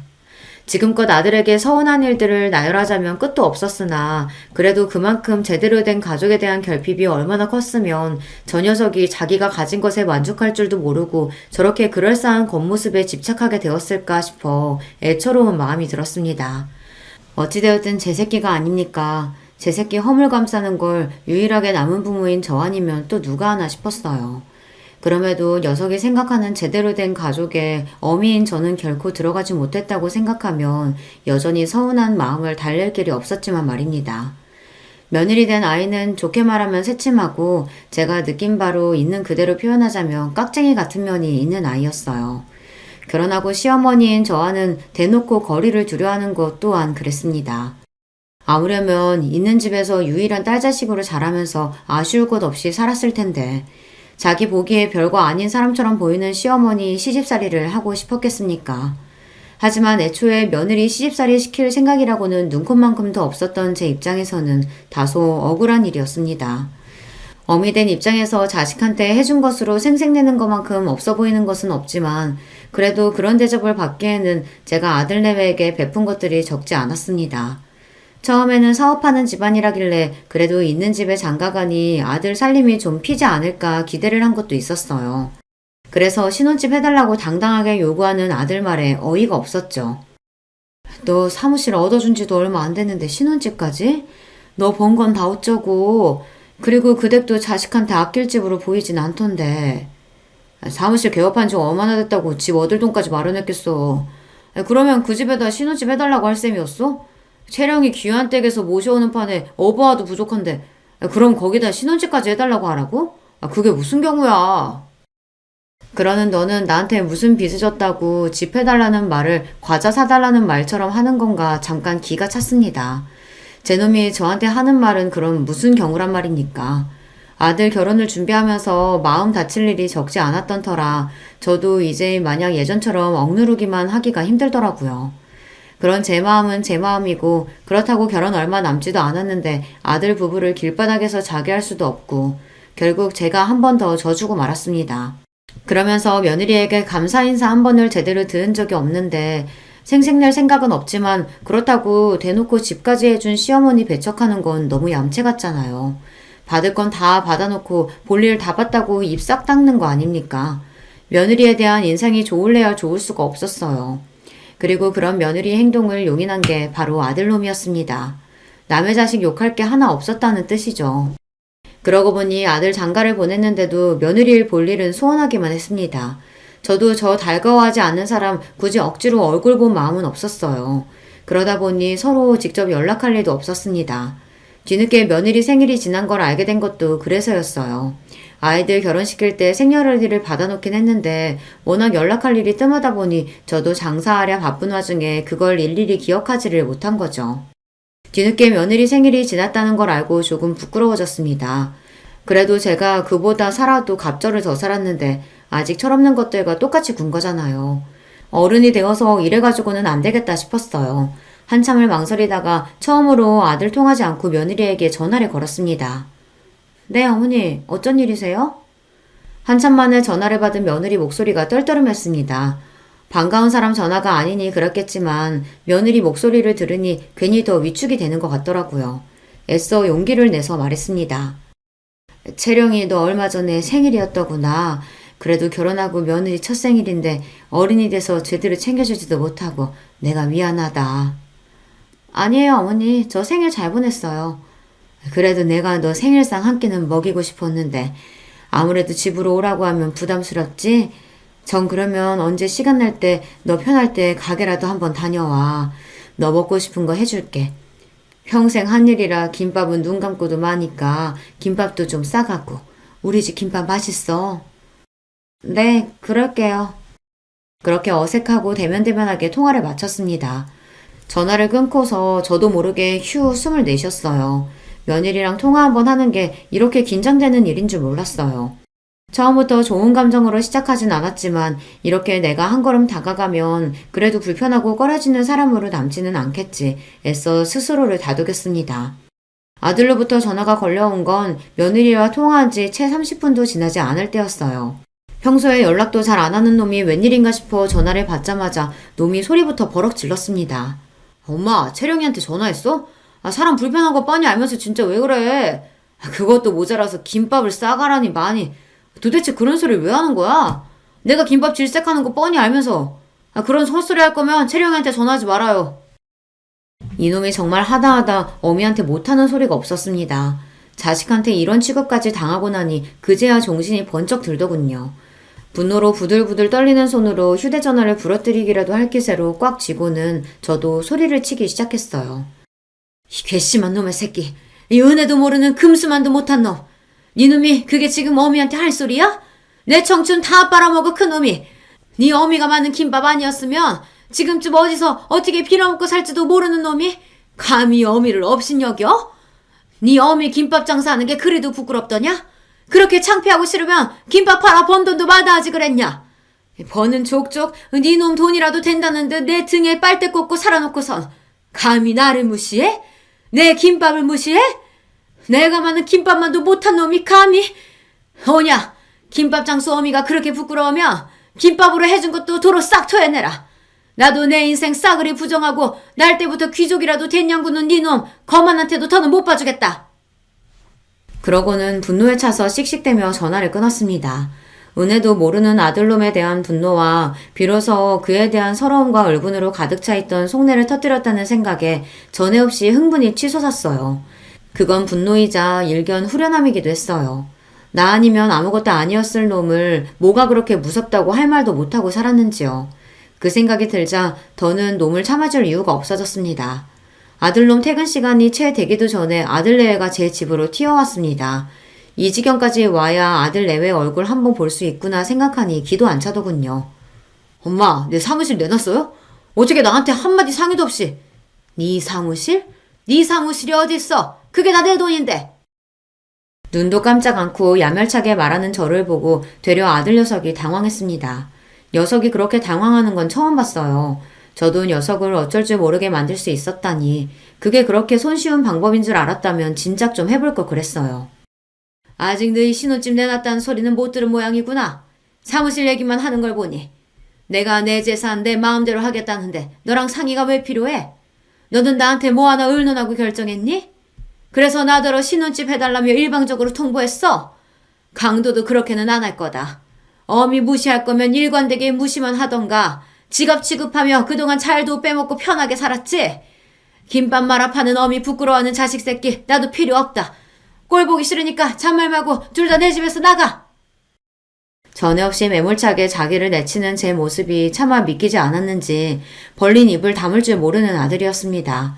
녀석보다 조금 더 빨리 상황을 파악한 며느리가 제 앞에 납작 엎드렸습니다. 어머님, 제가 정말 죄송해요. 그동안 제가 많이 서운하게 해드렸죠? 제가 생각이 모자라서 어머님 마음을 미처 헤아리지 못했어요. 잘못했어요. 화 푸세요. 네 탓할 생각 없다. 내 자식 눈꼴이 저 모양인데 남의 자식한테 입댈 생각 없어. 다만 내 재산 내가 알아서 하겠다는 것뿐이니 나한테 이리 빌어봤자 소용없다. 제 아내까지 내치는 꼴을 보고서야 사태의 심각성을 깨달았는지 아들놈이 제 다리에 매달렸습니다. 엄마, 제가 엄마가 부끄러워서 그런 게 아니라. 아니긴 뭐가 아니야. 세상에 내 존재 가장 작게 만드는 게 바로 네 놈이야. 네 놈 제대로 키워보겠다고 시작한 일을 가장 초라한 일로 만드는 게 바로 네 놈이라고. 내가 뭐 한다고 너 같은 놈 키워낸다고 그 고생을 했는지 모르겠다. 고마워할 줄도 모르는 너 같은 놈 때문에. 엄마, 진정 좀 하시고 제발. 진정은 네가 해야지. 이제 부끄러운 어미 없이 니놈 혼자 헤쳐나갈 세상살이가 결코 녹록지 않을 텐데 그래야 하지 않겠어? 그간 내 그늘 아래서 세상 무서운 줄 모르고 곱게만 자랐지. 그게 결국은 널 위한 게 아니었는데 지금이라도 잘못된 건 바로 잡는 게 맞겠다. 그래도 내 덕에 돈 걱정 없이 법 공부했으니 너도 억울해할 것도 없다. 이제 각자 인생 각자 살자꾸나. 엄마, 잘못했어요. 잘못은 무슨. 돈 아니면 네가 내 앞에서 무릎 꿇을 일이 있겠어? 속 훤히 들여다보이는지 그만하고 이만들 돌아가. 그렇게 아들 내외를 제 집에서 내쳐버렸습니다. 손이 벌벌 떨리기는 했지만 막상 해보니 못할 일도 아니다 싶더라고요. 비록 아무도 남지 않은 집에 남은 건 지난 제 세월에 대한 허무함과 서름뿐이지만 말입니다. 순간 남편이 떠올랐습니다. 저 녀석 하나 제대로 키우겠다고 그 사람과 마음속으로 약속을 했는데 제 몫을 다하지 못한 것 같아 그 사람에게 송구스러웠어요. 아들 변호사 사무실과 신혼집은 결국 빼버렸습니다. 제 나름대로 마음속 응어리를 털어냈더니 생각보다 수월하게 모든 일을 정리할 수 있었어요. 그러는 동안에도 아들 내외가 집 앞에 찾아와 울고불고 때를 쓰고 난리도 아니었으나 한 번도 문을 열어주지 않았어요. 녀석은 그렇게라도 벌을 받아야만 했습니다. 저도 허탈한 마음 다잡는데 시간을 제법 쏟아야 했지만 요즘에는 은인이신 식당 사장님과 지인들과 함께 어울려 놀러도 다니면서 전에 없이 여유롭게 지내고 있습니다. 아들놈에게 정신 매이지 않고 살아보기도 이번이 처음이네요. 생각보다는 할만하다 싶습니다. 그래도 자식놈인데 평생 외면할 수야 없겠지만 녀석이 세상의 쓴맛을 제대로 보는 동안에는 일체의 도움을 주지 않을 생각이에요. 이제야 녀석에게 제대로 어미 노릇을 하는 것 같다는 생각도 듭니다. 늙은이의 별 볼 일 없는 이야기는 여기까지예요. 여러분은 이 어리석은 늙은이와 같은 과오는 저지르지 마셨으면 해요. 긴 이야기 들어주셔서 감사합니다. 안녕하세요. 저는 이제 곧 있으면 8순이 되는 할머니입니다. 요즘 같은 세상에 아직 제 나이면 한창이라고 하긴 하더라만 그래도 할머니는 할머니죠. 일평생 제 이야기를 남에게 해본 적이 없었는데 오늘은 제 이야기를 좀 해볼까 합니다. 여러분들에게 다 털어놓고 나면 제 속이 좀 시원해지고 기분도 괜찮아질까 싶어서요. 저는 가난한 집 막내딸로 태어났습니다. 위로는 오빠가 둘 있었는데 우리 시절에 그랬듯 여자는 늘 뒷전이었어요. 기억도 안 나는 어린 시절부터 어머니를 도와 집안일을 했었어야 했고 국민학교도 겨우 졸업했습니다. 아버지가 계집애가 공부를 해서 어디다 쓰냐면서 엄청 구박을 하셨거든요. 오빠들이 교복을 입고 학교에 가는 모습이 그렇게 부러웠어요. 그래도 막내라고 학교에서 빵 같은 걸 받아오면 저를 먼저 챙겨주곤 했습니다. 그 오빠들이 이제 다 세상을 떠나고 없네요. 넉넉하지 않은 형편이었기 때문에 저는 13, 일찌감치 공장에 취직을 했어요. 하루 종일 미신기 앞에 앉아서 노동을 했습니다. 그리고 버는 돈은 족족 집으로 다 가져다 줬어요. 오빠들 학비에 보태야 했기 때문입니다. 아버지의 구박을 받으면서 자라긴 했지만 어머니나 오빠들이 잘해줬기 때문에 위로가 되었습니다. 오빠들이 학교를 졸업하고 나서는 야간 학교라도 다니라고 돈도 쥐어줬었으니까요. 제 덕에 학교 졸업했다고 말이죠. 그렇게 여공으로 몇 년의 세월을 보내며 야간 학교를 졸업했습니다. 그리고 어느 작은 회사에 취직을 했어요. 건설회사에서 잔부나 심부름하는 일이었지만 그 당시에는 공장을 벗어난 것만으로도 행복했습니다. 남편은 그때 만난 사람이에요. 제 나이 22살, 남편은 26이었어요. 양쪽 부모님은 궁합도 안 보는 나이 차이라며 호들갑을 떨어대셨어요. 남편 집에서는 당시에는 어린 나이가 아니었던 남편을 빨리 보내고 싶어하는 마음이었고 저희 집은 딸아이 빨리 치워버리자는 마음이었겠죠. 특히 아버지 말입니다. 저희는 그렇게 결혼했어요. 그 당시에는 흔치 않은 연애 결혼이었습니다. 저도 저에 대해 적극적으로 애정 표현을 해오는 남편이 싫지는 않았거든요. 나를 좋아해주는 사람에게 시집가야 한다는 어머니의 말씀을 정말 귀에 인이 박히도록 들어왔던지라 더 남편과 결혼해야겠다는 생각했는지도 모릅니다. 순조로웠던 결혼까지의 과정과는 달리 결혼하고 나서는 고달픈 일들이 많았어요. 일단 시집살이가 엄청났습니다. 시어머니는 보통 유별난 분이 아니셨거든요. 특히 아들에 엄청 집착하셨는데 제가 결혼하고 1년 넘게 임신이 되지 않자 정말 유난을 부리셨어요. 지금 같으면 뭐 1년 가지고 23 어린 여자에게 뭔 문제가 있어서 좀 기다려보자 하겠지만 그때는 또 시대가 시대였지 않습니까? 밤낮으로 어머님을 따라 전국에 아들 낳는다는 명소라는 명소는 다 가서 기도를 드리고 옆집에 아들만 셋 낳았다는 여자의 속옷을 비싼 값에 사와서 입고 다니기도 하고 좋다는 약이란 약은 다 먹었어요. 하지만 아이가 쉽사리 들어서지 않았습니다. 그 덕에 구박이란 구박은 다 받았어요. 년년 소리를 들으며 온갖 집안일을 다 해야 했고 어디 가서 사람 취급 못 받는 건 예사였습니다. 지금이야 임신이 안 되면 남자 쪽에도 문제가 있을 수도 있으니 같이 검사를 하자고 하지만 그때는 뭐 그런 게 있을 때인가요? 그냥 며느리가 죽을 죄를 지은 죄인인 거죠. 그래서 정말 매일 밤을 울었어요. 내가 정말 어디 문제가 있나, 나는 애도 못 낳는 여자인가 하면서 말입니다. 남편은 아버지와 달리 다정한 사람이긴 했지만 그만큼 효자이기도 했어요. 그래서 매일 밤 저를 달래주면서도 자신의 어머니의 말이라면 다 들었습니다. 그래서 시어머님이 더 저를 대놓고 미워라 하셨겠죠. 그 부분은 아직도 생각하며 가끔 미워요. 그때 내 편을 제대로 좀 들어주지 하는 생각도 들고 말이죠. 하지만 다 너무 옛날 이야기네요. 결혼하고 5년 만에 첫째 아이가 들어섰습니다. 제 나이 27이었어요. 온 집안이 그야말로 경사였습니다. 그날 이후로 시어머님은 절에 들어가셨어요. 제 뱃속에 있는 아이가 아들이어야만 했거든요. 5년 만에 된 임신인데 그 이후에는 또 언제 될지도 알 수 없거니와 그땐 27이면 노산 소리를 들을 때라 다음은 없다고 생각하셨는지 정말 간절하셨습니다. 저는 답답하리만큼 누워서 꼼짝조차 못했어요. 혹시나 애 떨어지면 안 된다고 물을 마시러 가는 것조차 함부로 하지 못했습니다. 꼭 아들이어야만 한다. 딸이면 너는 쫓겨나. 그런 말씀을 서슴없이 하셨어요. 하지만 모두의 바람과는 달리 제 뱃속의 아이는 딸이었습니다. 아이가 나오자마자 모두가 실망 어린 탄식을 하던 장면을 저는 아직도 잊을 수가 없어요. 그 누구 하나 고생했다는 말이 없었습니다. 오히려 시어머니는 방금 해산한 며느리의 면전에 대고 2년 전연하며 쌍욕을 하셨으니까 뭐 말 다 했죠. 씨바지를 드려야 돼. 어머니, 아직 이 사람 젊고 저도 젊어요. 그런 말씀은 마세요. 씨바지를 드려야 한다는 말에 남편은 처음으로 자기 어머니의 뜻에 반기를 들었어요. 절대 그러지 않는 사람이 그러니 시어머니도 고집을 부리시진 못했습니다. 하지만 제가 둘째를 가지기 전까지는 내내 그랬으면 하는 마음을 남편에게 이야기했어요. 실제로 알아보러 다니신 것도 알고 있었습니다. 어디서 이런 박복한 년이 굴러들어와서 내가 그때 그냥 좋다고 며느리를 들인 게 실수지, 실수야. 어디 가서 물어보면 너보고 다 아들 복은 뒤지게 없다고들 한다. 어? 아이고 내 팔자야. 우리 집안의 대가 여기서 끊어지겠어. 전년 하나 때문에. 매일매일 그런 소리를 듣고 살았어요. 정말 매일매일이요. 나중에는 욕을 안 듣는 날이 이상한 느낌이 들 정도였습니다. 임신이네요. 축하드려요. 몸이 이상해서 가본 병원에서 둘째를 가졌다는 말을 들었을 때 정말 눈물이 났어요.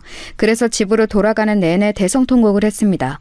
그러고 얼굴이 퉁퉁 부은 채로 집에 들어갔더니 시어머니가 무슨 큰 병에 걸렸냐며 대낮부터 여자가 불성사납게 길거리에서 울고 다닌다며 또 욕이란 욕은 다 하시더군요. 어머니, 저 임신이래요. 뭐요? 진짜요? 네. 아이고 부처님 천지시면이 감사합니다. 아이고. 그날부터 다시 어머님의 기도가 시작됐습니다. 그전과 다른 게 있었다면 가시던 그 절에 저도 함께 들어가 있었어야 했다는 거예요. 산달이 될 때까지는 이 안에서 꼼짝도 말거라. 부정 탄다고 절대 그러면 안 된다 했다. 몰래 나갔다가 나한테 들키면 너 죽고 나 죽는 거니까 그런 줄 알아라. 저는 정말 산 아래로 한 발짝도 내려오지 못한 채 8개월을 가까이를 산속 그 절에서 생활했어요. 불편한 것도 많고 너무 힘들었지만 그래도 아들을 낳아야 한다는 일념 하나로 이겨냈습니다. 남편도 멀쩡한 부인과 반년이 넘는 시간 동안 생리배를 해야 했고요. 내가 당신한테는 정말 많이 미안해. 그래도 남편은 참 다정한 사람이라 참고 살았던 것 같아요. 지금 생각해보면 말입니다. 그렇게 저는 아들을 낳았습니다. 아들을 낳던 날 온 집안에 어머니의 비명 같은 울음소리가 울려 퍼졌습니다. 그리고 결혼하고 처음으로 들었어요. 수고했다. 수고했다는 말입니다. 그 말 한마디 듣자고 7년이 넘는 세월을 그렇게 마음고생 몸고생한 거 생각하니 허무하더라고요. 대체 아들이 뭐라고 말이죠. 하지만 저도 어쩔 수 없는 옛날 사람인지라 딸아이보다는 아들내미가 이쁘긴 하더군요. 그래서는 안 되는데 말입니다. 엄마는 왜 정수만 이뻐해? 엄마가 언제 정수만 이뻐했어. 정이도 예뻐해.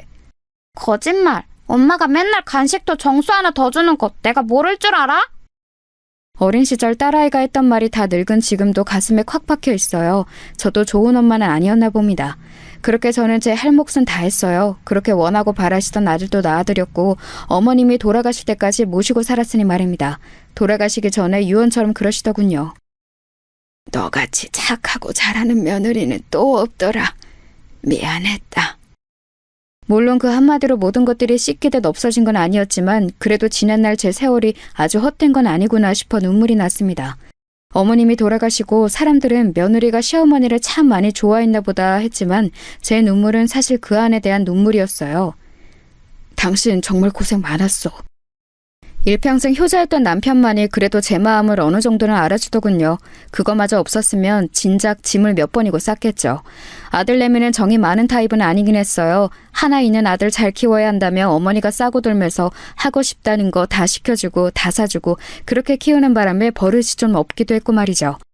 그래도 공부는 곧잘 해서 학교도 좋은 학교를 갔어요. 그게 또 어머님의 엄청난 자랑거리셨죠. 만나는 사람마다 손자 학교 자랑을 하셨으니까 말입니다. 딸아이도 공부를 곧잘 했어요. 그래도 딸이 무슨 대학이냐며 절대 안 된다 하셨지만 못 배웠던 게 어린 시절에 한으로 남아있던 제가 정말 빡빡 우겨서 딸아이도 대학을 보냈습니다. 한 푼도 보태줄 수 없다는 어머님 말에 남편이 뒤에서 조금 그리고 제가 모아둔 비상금 조금 그렇게 학비를 쥐어줬던 기억이 나네요. 시간이 좀 지나서 딸아이가 그러더라고요. 엄마가 나한테 다 잘해준 건 아니고 나도 서럽고 섭섭한 기억 너무 많았지만 그때 나 대학 그렇게 보내준 걸로 엄마는 엄마 몫을 다 한 거야. 그리고 나한테 미안해하지 않아도 돼.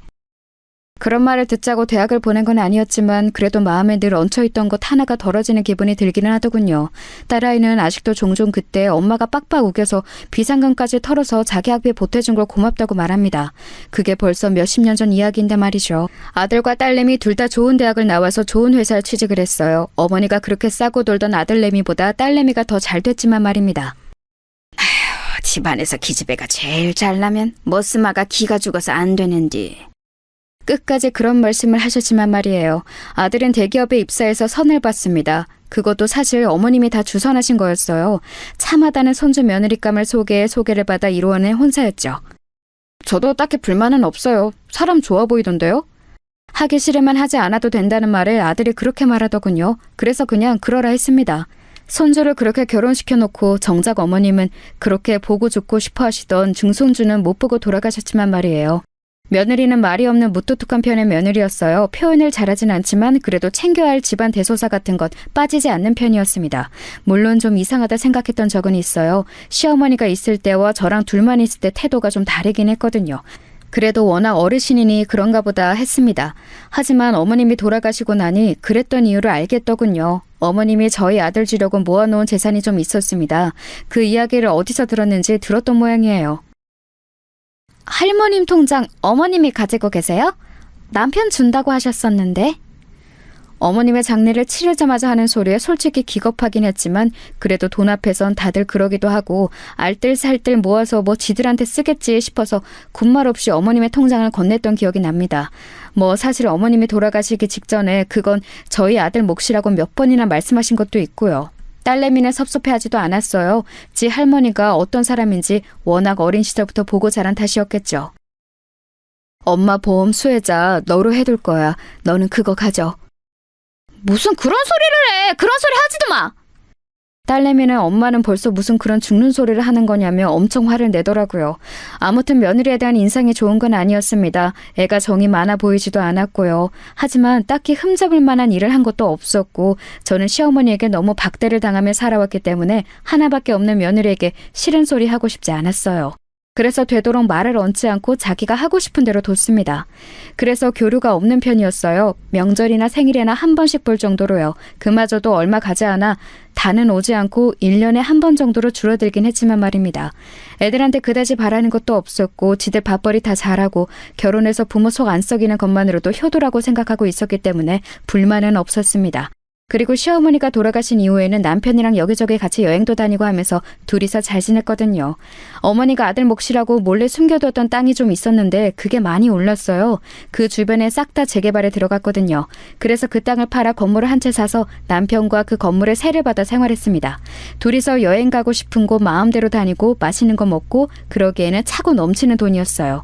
며느리에게 이 아이가 일반적이진 않구나 하는 감정을 느낀 것도 그 즈음일 겁니다. 시어머니가 물려주신 땅이 또 있고 그 땅이 재개발에 들어갔고 그래서 저희가 그 땅을 팔아서 건물을 샀다는 걸 알게 되었을 때 며느리의 태도였습니다. 아버님, 오늘은 제가 밥 해드릴게요. 전과는 너무 다르게 애교도 있고 잘하더군요. 특히 남편에게 말이죠. 하지만 남편은 시어머니랑은 달리 그런다고 우리 며느리 하는 사람은 아니었지만 말입니다. 아버님이 좀 무뚝뚝한 편이신 것 같아요. 좋으면서 저러는 거니까 너무 신경 쓰지 말거라. 그래도 혹여나 며느리가 기분이 상할까 제가 중간에서 많이 애쓰긴 했어요. 그렇게 평화롭다면 평화로운 날들이 지속될 줄 알았습니다. 그런데 불행은 그럴 때 갑자기 찾아오는 거더라고요. 암이라고 하는구먼. 너무 늦게 발견해서 수술도 의미가 없냐. 여태 건강검진 한번 제대로 받지 않고 자신만만하게 살아온 벌이었을까요? 제가 닥달해서 한 건강검진에서 남편은 암이라는 진단을 받은 겁니다. 노인들은 진행이 느려서 그래도 몇 년은 살 수 있다고 하더만 그 사이에 우리도 열심히 놀려 다녀야겠어. 아유, 무슨 소리예요. 입원해서 수술하고 치료를 받아야지. 어차피 다 늙은 노인네 얼마 더 살자고 그 병원에서 누워있기만 해서 뭐하나. 그냥 하고 싶은 거 하고 먹고 싶은 거 먹으면서 살 만큼 살다가 가면 되는 거지. 남편은 끝까지 고집을 꺾지 않았습니다. 그래서 결국 제가 졌어요. 남편은 그동안 모든 재산을 제 앞으로 해뒀어요.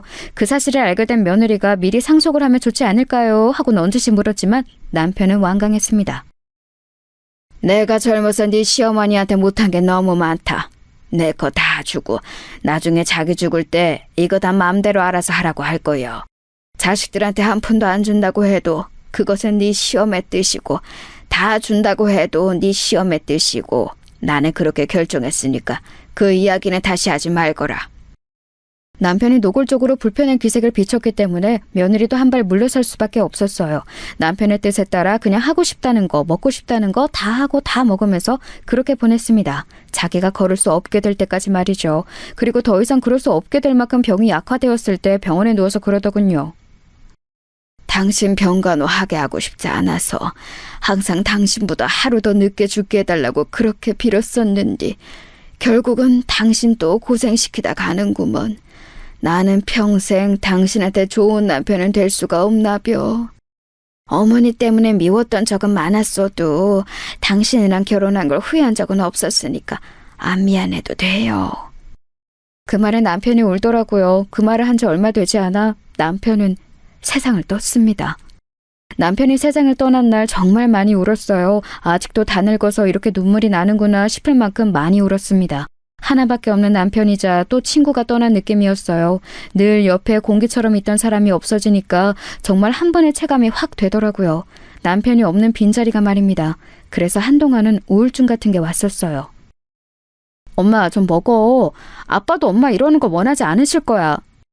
딸이 이틀에 한 번꼴로 집에 와서 저를 챙겼습니다. 그때 딸아이 아니었으면 견뎌내기 힘들었을 거예요. 물론 며느리도 평소보단 훨씬 더 얼굴을 비추긴 했습니다. 어느 정도 시간이 지나고 남편의 빈자리도 또 혼자라는 사실도 적응이 되어갈 무렵 남편이 쓴 일기를 읽게 되었어요. 그 일기에는 저에게 얼마나 미안한 마음을 가지고 있는지에 대한 내용과 자기가 떠나고 나서도 제가 호강했으면 하는 마음이 가득 담겨 있었습니다. 그래서 남편의 뜻에 따라 살기로 했어요. 맛있는 것도 많이 먹고 친구들이랑 여행도 다니고 그러면서 지냈습니다. 그러다 문득 친구들이 그러더군요. 그 많은 재산 다 어쩌고 죽을 거요? 그냥 나 죽으면 알아서들 나눠 갖는 거 아니요? 아우, 안 돼. 그러면 싸움 나. 쥐들이 더 가져가겠다고. 미리미리 어느 정도 주겠다 다 정해놔야 된다니까. 아, 그러고 죽기 전엔 절대 주면 안 되고. 그냥 미리미리 줄 만큼 다 주고 나 쓸 것만 남겨두면 안 되나? 아우, 큰일 날 소리 하네. 그러면 태도가 싹 바뀐다니까. 죽기 전엔 정말 한 푼도 주면 안 돼.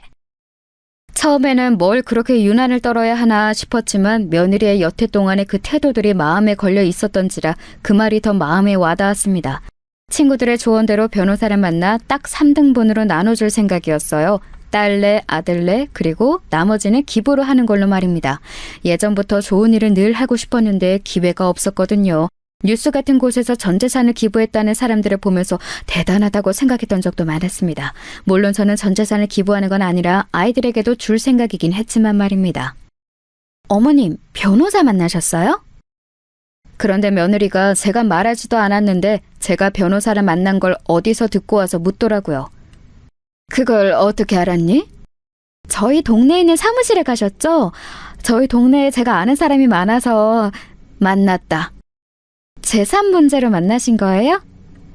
답지 않게 정말 꼬치꼬치 묻더군요. 며느리가 재산에 대해 관심이 많은 건 알고 있었던지라 그냥 별 문제가 될 것 같지는 않아서 다 대답했습니다. 주변에서 죽기 전에 미리 나눠야 한다고 해서 아직은 그냥 만나보기만 한 거야. 아직 유언장을 쓴 건 아니었거든요. 변호사 말로는 정확하게 재산 파악을 해서 뭐는 누구에게 그런 걸 정확히 써야 한다고 하더라고요. 그래서 시간이 좀 걸린다고요. 어떻게 하실 건데요? 지들이 받을 재산인데 궁금할 것도 같다 생각하며 그냥 이야기했어요. 3등분해서 큰애, 니네, 그리고 나머지는 기부할 거다. 제 그 말에 며느리 눈이 동그래지더군요. 기부를 하신다고요? 아니 그 전에 형님이랑 저희랑 똑같이 주신다고요? 그래, 뭐가 문제냐? 너네는 어머니가 주신 돈도 따로 받아간 게 있지 않니? 그것도 적은 돈이 아닌데.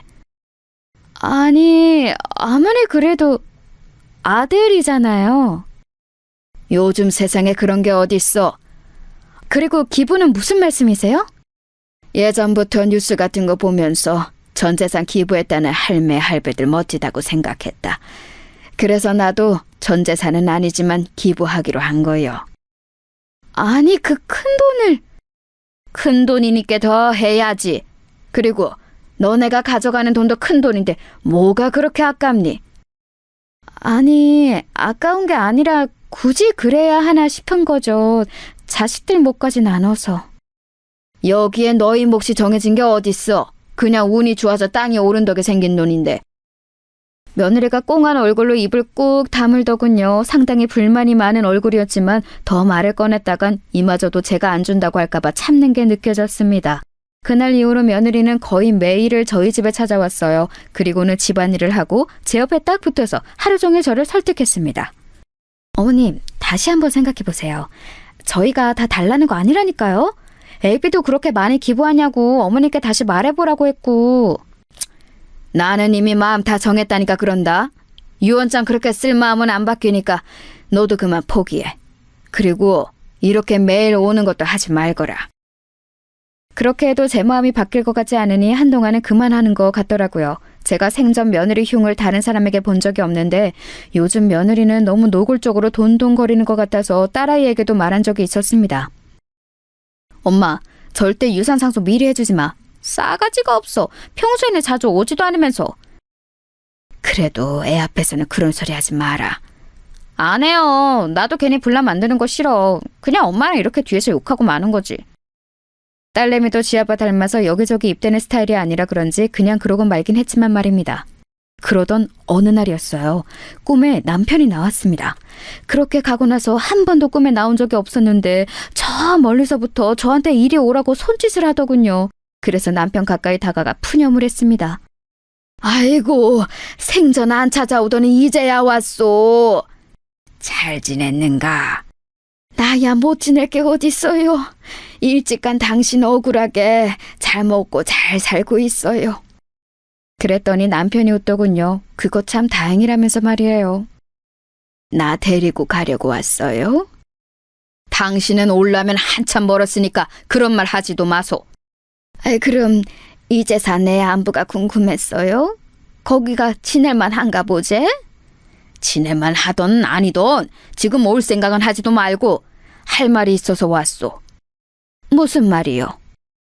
제 질문에 남편의 표정이 갑자기 굳어지더라고요. 좀 전에 희미하게 웃고 있던 모습과는 달리 그놈마다 못해 무서워 보였습니다. 그래서 제가 한 발 물러나려 하니 제 손목을 꽉 잡고는 한마디 한마디 힘줘 말하더군요. 내일 며느리 조심하소. 예? 그게 무슨 말이에요? 며느리 절대 조심하소. 알겠소? 남편이 아플 정도로 손을 꽉 잡고는 신신당부를 하더라고요. 그래서 일단 고개를 끄덕였습니다. 알겠어요. 근데 왜? 제가 알겠다고 하자마자 한 번 더 뚫어져라 저를 쳐다보더니 스르륵 사라지더군요. 남편이 사라짐과 동시에 잠에서 깼습니다. 기분이 이상했어요. 남편의 표정도 처음 보는 무서운 표정이었고 무엇보다 꿈이 너무나 생생했습니다. 남편이 꽉 잡았던 손목의 느낌도 아직 나는 것 같아요. 그렇게 이상한 기분으로 하루를 시작했습니다. 그런데 소름이 돋는 일이 일어났어요. 한동안 연락이 없던 며느리가 집으로 찾아온 겁니다. 진짜 기분 이상하더라고요. 네가 무슨 일이냐? 꼭 무슨 일이 있어야 하나요? 그냥 환절기고 어머님 입만 떼면 한 번씩 꼭 감기 걸리시잖아요. 그래서 좋아하시는 백합죽 써드리려고 왔죠. 요즘 맛있대요. 몸 괜찮다. 그래도 드세요. 뭐 죽을 아플 때만 먹으라는 법 있나요? 그리고 좋아하시잖아요. 그러고선 부엌으로 들어가 준비해온 재료들로 죽을 쓰기 시작하더군요. 그 뒷모습을 가만 보고 있는데 자꾸 어젯밤 꿈속에서 남편이 해준 말과 그 말을 해줄 때의 얼굴이 생각났습니다. 그렇게 며느리의 모습을 가만 보고 있는데 시간이 꽤 지났는지 다 됐다고 하더군요. 찝찝한 마음을 안고 식탁에 앉았습니다. 간 봤는데 진짜 맛있게 잘 됐어요. 그래 보이는구나. 죽은 진짜 맛있어 보였어요. 하지만 선뜻 손이 가지 않더군요. 자꾸 얹힌 것처럼 남편의 모습이 떠올랐습니다. 그래서 답답한 듯 가슴을 툭툭 쳤어요. 그랬더니 며느리가 자리에서 벌떡 일어서더군요. 뭘 가져다 드릴까요? 그리고는 제 대답도 듣지 않고 벌떡 일어나 물을 가지러 돌아서더군요. 그때였습니다. 갑자기 왜 그런 생각과 행동을 했는지 모르겠지만 며느리의 앞에 놓인 며느리의 죽과 제 앞에 놓인 제 죽을 바꿔야겠다는 생각이 들더군요. 그냥 그래야겠다는 생각이 들었습니다. 그래서 퍼뜩 그릇을 바꿨어요. 그리고 모른 척 앉아 있었습니다. 심장이 정말 벌렁벌렁거렸어요. 지금 다시 생각해도 그러네요. 어머님, 여기 물이요. 그래, 고맙다. 며느리는 그런 제 모습을 잠시 보다가 자신이 먼저 먹기 시작했습니다. 저도 며느리가 먹기 시작하는 걸 보고 한술 떴어요. 맛있네. 맛있더라고요. 생일에도 잘해주지 않던 며느리의 음식을 이렇게 이런 상황에서 먹게 되는 게 기분이 묘했지만 말입니다. 걱정했던 일은 일어나지 않았어요. 며느리는 죽을 잘 먹고 과일까지 깎아서는 같이 먹고 뒷정리까지 하고서는 집으로 돌아갔습니다. 아무 일도 일어나지 않아서 오히려 민망하고 그런 생각을 잠시나마 했던 게 며느리한테 좀 미안하더라고요. 아휴, 그 양반은 왜 생전 나타나지도 않다가 나타나서 그런 말을 해서는. 남편이 왜 그런 말을 했을까 생각하며 오늘 며느리를 의심한 걸 하루 종일 자책하고 있을 때였어요. 늦은 밤이었는데 아들에게 전화가 왔습니다.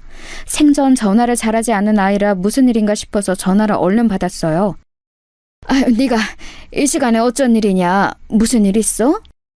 어머니, 오늘 집사람 어머님 집에 갔어요? 아들의 목소리가 어딘가 급박해 보이더라고요. 그래서 바로 대답했습니다. 와서 백합죽 끓여줘서 같이 먹고 돌아갔는데 왜? 무슨 일이 있는 게냐? 아니, 이 사람이 지금 알러지 증상이 심하게 올라와서 응급실에 왔는데 뭘 먹었는지 말을 안 하잖아요. 그 자리에서 휴대폰을 떨어뜨릴 뻔했어요. 며느리와 저는 같은 알러지를 가지고 있습니다. 바로 땅콩 알러지예요. 어릴 적 땅콩을 먹고 죽을 뻔한 이후로는 땅콩을 먹지 않는다는 이야기를 했던 적이 있는데 자신도 그렇다고 한 적이 있었거든요. 어머니? 아들의 목소리가 들려오는데도 멍하게 휴대폰을 들고만 있었습니다. 무슨 말을 해야 할지도 모르겠고 그냥 멍하기만 하더군요. 지금은 괜찮니? 네, 지금은 주사 맞아서 괜찮아지고 있는데 땅콩 알러지가 있는 사람이 자기가 찾아서 그걸 먹었을 리도 없고 그럼 뭘 먹었는지 말을 해줘야 하는데 말을 안 하잖아요. 애가 오늘 할머니 집 간다고 했대서 전화해봤어요. 며느리는 주사를 맞고 자는 중이라고 하더군요. 그렇게 전화를 끊었는데 저도 모르게 눈에서 눈물이 흘렀습니다. 재산 때문에 시어머니를 죽이려고 죽에 땅콩가루를 집어넣는 며느리라니요. 저에게 이런 드라마에서나 볼 법한 일이 일어날 거라고는 상상도 한 적이 없거든요. 정말이지 세상이 뒤집힌 것 같은 기분이었어요. 아니, 죽다 살아났으니 그게 맞긴 한 거겠죠. 아이고, 애들 아버지. 손을 덜덜덜 떨며 어제 꿈에 나타난 남편을 부르짖었어요. 그렇게 그날은 충격으로 밤을 지새우다시피 했습니다. 그리고 그 다음날 먼저 딸애에게 이 이야기를 전했어요. 딸애가 너무 놀라서 한달음에 달려왔더군요. 그리고 저를 붙잡고 울면서 화를 내기 시작했습니다. 엄마는 그렇게 될 때까지 아무 의심도 안 했어? 진짜 큰일 날 뻔했잖아. 아빠가 꿈에 안 나타났으면 어쩌려고 그랬어? 상상이나 했겠니? 그런 일을 할 거라고. 딸애는 한참을 울면서 화를 내더니 당장이라도 누구 하나 때릴 기세로 일어서더군요. 내 인연을 가만두나 봐. 그 자식도 가만 안 둘 거야. 어디서 그런 년을 데리고 와서는. 일단 앉아라. 내가 그렇게 말한다고 해도 그 아이가 박바국이면 그만인데 누구 말을 믿겠니? 너도 처음에 엄마가 잘못한 거 아니냐고 몇 번을 되물었잖아. 딸을 씩씩거리더니 이내 앉더군요. 그리고는 눈물을 닦으며 말했습니다. 그러면 이렇게 하자. 어떻게? 내일 엄마 혼자 병문안을 가. 그리고는 그냥 왜 그랬냐고 물어봐. 모른 척해도 다 알고 왔다고 그래. 녹음기 꼭 가져가서 녹음하고. 알겠지? 며느리를 만날 생각을 하니까 다시 손이 떨려왔지만 그런 무서운 아이랑 아들을 계속 같이 살게 둘 수도 없는 노릇이었습니다. 그리고 또 언제 저한테 그런 짓을 또 할지도 모르잖아요. 그래서 덮어둘 수는 없었어요. 딸이 했던 당부를 몇 번이나 되새기면서 며느리가 입원해 있는 병원으로 갔습니다. 병실 앞에서 딸이 알려준 대로 휴대폰의 녹음 버튼을 누르고 심호흡을 한 번 크게 한 뒤 문을 열었어요. 며느리가 딴 곳을 보고 있다가 저를 보고는 화들짝 놀라더군요. 제가 올 줄은 몰랐던 것 같습니다. 그리고는 제 눈치를 보기 시작했어요. 별일 아니라고 아범한테 어머니한테는 절대 말하지 말라고 했는데 했다고 하더라고요. 며느리의 그 말에도 대꾸 없이 그냥 가만히 보고 있었어요. 그랬더니 평소와는 달리 입을 쉬지 않고 계속 떠들더군요. 다 나와서 이제 퇴원하면 되는데 왜 오셨어요 괜히. 눈치를 보면서 그렇게 말하길래 그냥 조용히 넌지시 물었습니다. 딸아이가 한 당부대로 절대 화는 내지 않고요. 왜 그랬니? 그 말에 며느리가 굳더군요. 그러고는 얼굴이 하얗게 질리기 시작했습니다. 뭐가요? 무슨 말씀하시는지 저는 모르겠어요. 너 그날 나한테 준 죽에 땅콩가루 섞은 거 내가 모르고 왔을 줄 아냐? 며느리가 손을 벌벌벌 떨기 시작했습니다. 어머니, 뭔가 오해가 있으신가 본데. 네가 이런 식으로 나오면 나도 애비한테 다 말하는 수밖에 없어. 딸애가 말한 대로 바로 아들 이야기를 하면서 협박 아닌 협박을 했습니다. 그랬더니 침대에서 벌떡 일어나 무릎을 꿇더라고요. 그리고는 싹싹 빌기 시작했습니다. 어머니, 진짜 죄송해요. 제가 순간 눈이 뒤집혔었나 봐요. 돈에 눈이 멀어서. 저도 어머님이 그날 죽 드시는 거 보고 이건 아닌데 아차 싶었지만 이미 벌어진 일이라. 제 앞까지 와서 바지가랑이를 붙잡았습니다. 한 번만 용서해주세요. 애비한테만큼은 절대 비밀로 해주시면 안 될까요? 제가 죽을 때까지 어머니가 하라는 대로 다 하고 어머님이 죽으라면 죽는 신용도 할게요. 재산 하나도 안 물려주셔도 괜찮아요. 저 진짜 후회하고 있어요. 한 번만 용서해주세요. 그러면서 눈물을 펑펑 흘리더군요. 그런 일을 저질렀다는 걸 알고 나서 보는 눈물이라 불쌍하지도 마음이 동하지도 않았습니다. 그냥 이 위기를 모면하기 위해 우는 걸로밖에는 안 보였어요. 제가 아무 말도 하지 않고 쳐다만 보고 있자 더 애가 다른 것 같더라고요. 생각해보겠다는 말을 하고 병실을 나왔습니다. 그리고는 딸아이에게 그 녹음본을 들려줬어요. 엄마, 진짜 용서해줄 건 아니지? 물론 그럴 생각은 없었습니다. 무서워서 같이 밥이나 먹을 수 있겠냐고요. 언제 또 나를 죽이려 할지 모르는데 말입니다. 그런데 아들에게 어떻게 말을 해야 할지 차마 입이 떨어지지 않더군요. 그래도 부인이고 애들 엄마고 그런 아이인데 말입니다. 충격받을 게 뻔했기 때문에 입이 떨어지지 않았습니다. 그렇게 며칠을 고민만 하고 아무런 행동도 하고 있지 못하고 있던 어느 날이었습니다. 아들이 찾아왔어요. 그리고는 정말 상상도 못했던 말을 하더군요. 어머니, 그 사람이 실수로 땅콩에 들어가는 음식을 어머니랑 자기랑 나눠 먹고 그런 일이 일어난 것 같다고. 어머니는 괜찮으시냐고 하던데 별일 없으셨어요? 먼저 선수를 친 겁니다. 제가 며칠째 조용하니 불안했던 건지 아니면 다 말할까봐 겁이 났던 건지 아들에게 거짓말로 그렇게 이야기를 한 것 같더라고요. 정말 기가 막혔습니다. 걔가 그러디? 네, 실수로 땅콩이 들어간 음식을 어머니랑 나눠 먹은 것 같다는데 어머니는 괜찮으세요? 알러지 심하시잖아요. 그때 누군가 집으로 또 찾아왔습니다. 며느리더군요. 얼굴이 하얗게 질려서 왔더군요. 내가 와본다니까 당신은 왜 왔어요? 그래도 어머니를 직접 봐야 마음이 놓이지. 알러지 반응 심하신데. 아직 별일 없는 거 보면 괜찮으신데 잘 지나가신 거죠? 그래 보이긴 한데 어머니 괜찮으신 거 맞죠? 며느리가 중간에서 제 눈치를 계속 보더군요. 안 괜찮다. 그쵸? 제가 알기론 어머니 어렸을 때 죽을 뻔하신 뒤로 절대 안 먹는다고 제가 아버지한테 몇 번이나 이야기 들었었는데 얼른 병원에 가서 검사라도. 나는 안 먹었어. 에? 근데 방금 안 괜찮다고.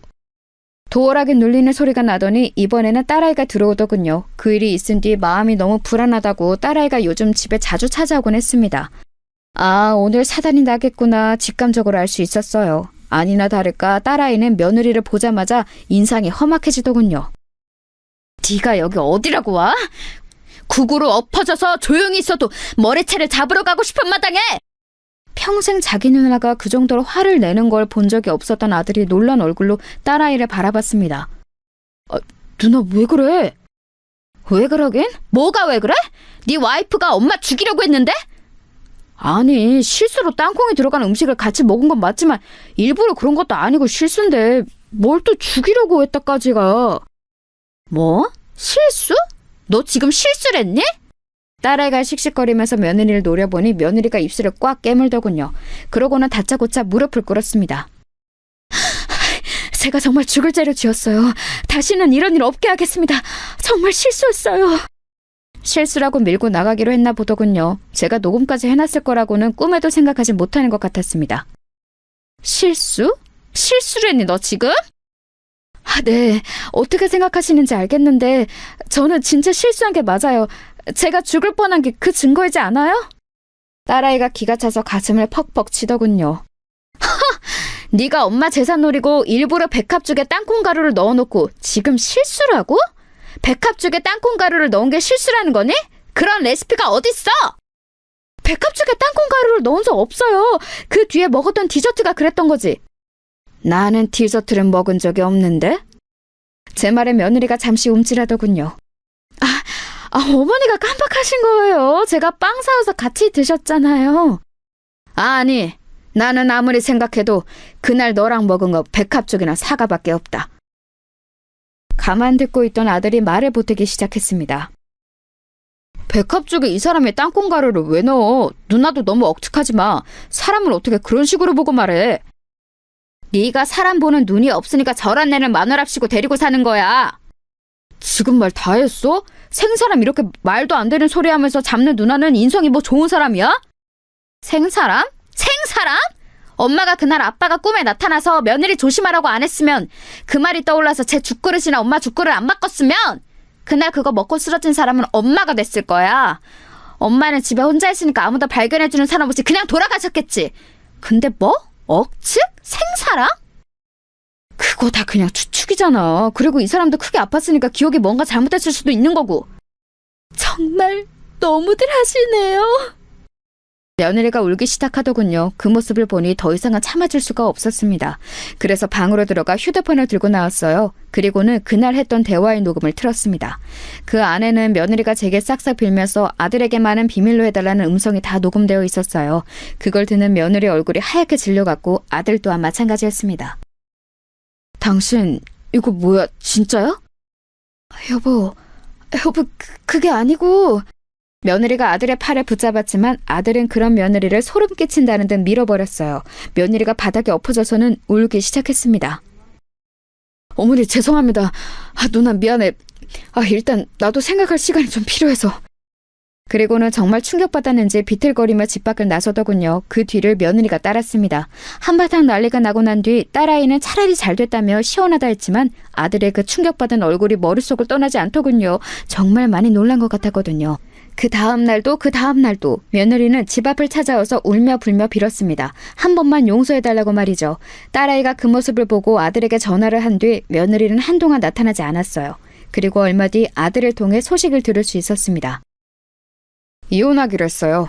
양육권은 제가 전부 갖고 그냥 원룸 보증금 정도만 주기로 하고요. 마음 같아서는 경찰에 바로 신고를 하고 싶고 그래야 하는 게 맞는 거지만 애들 엄마잖아요. 애들 생각해서라도 한 번만 용서해 주세요. 정말 죄송합니다, 어머니.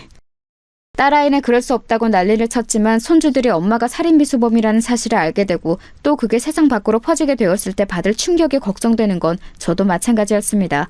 그래서 아들의 뜻에 따르기로 했어요. 그 이후로 몇 년 동안 며느리를 볼 수 없었습니다. 소식도 들리지 않았어요. 뭐 죽은 듯이 사느라 그런 거겠지 했습니다.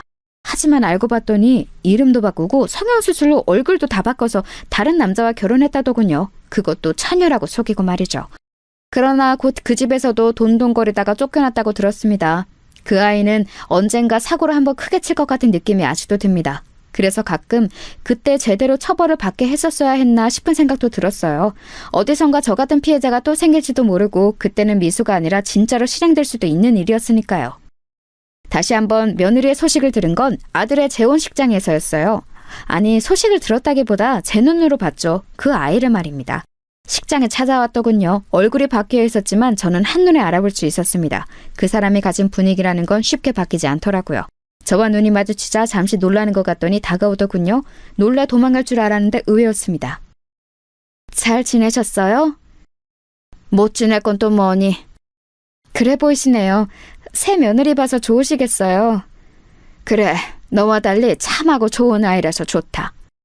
애들이 새엄마 밑에서 자라는 게 좋은 건 아닌데요. 너 같은 엄마 밑에서 자라는 것보단 낫지 않겠니? 제가 저조차고 그런 거였겠어요? 그게 다 당신 아들이랑 손주 더 좋은 환경에서 살게 하려고 그런 거잖아. 그때 곱게 죽었으면 내가 이렇게 될 일도 없었잖아. 아니, 그 전에 재산을 제대로 줬으면 이런 일이 없었을 거 아니야! 말도 안 되는 소리로 아글아글 쓰더라고요. 기가 빠져서 멍하게 쳐다보고 있는데 그 모습을 보고 아들이 다가와 며느리를 끌고 나갔습니다. 나중에 듣기로는 한 번만 더 나타나면 그날 그 녹음본을 가지고 바로 경찰서로 간다고 했다더군요. 그 이후로는 며느리의 소식은 더 이상 들을 수 없었습니다. 본인도 겁이 난다면 더 이상 저희 앞에는 나타나지 않겠죠. 속 시원하게 마무리된 것 같지는 않지만 손주들을 생각해서 어쩔 수 없는 선택이긴 했어요. 물론 가끔 후회는 하지만 말입니다. 아직도 그때 한 선택이 잘한 건가 하는 고민은 되지만 말이에요. 긴 이야기 들어주셔서 감사합니다. 아, 지금 며느리는 저에게도 아들에게도 또 손주들에게도 더없이 잘해요. 하지만 그래도 재산은 미리 물려주지 않으려고요. 저도 얻은 교훈이 너무 많거든요.